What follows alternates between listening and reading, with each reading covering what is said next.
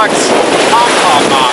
On the Opflex mop, the thick oil is staying on and it continues to pick up more as the tide.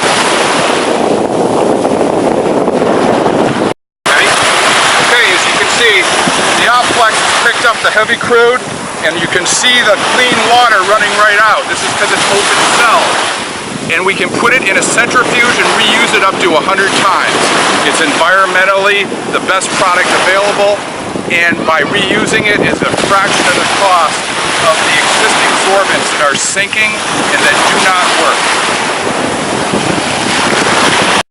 With the Opflex mop, and some water just splashed in my face and I could taste the oil. As you can see, I've actually wiped. I've had some thick crude oil come up against me. I actually cleaned it off my skin, and water is going through it and picking up the oil in the mop.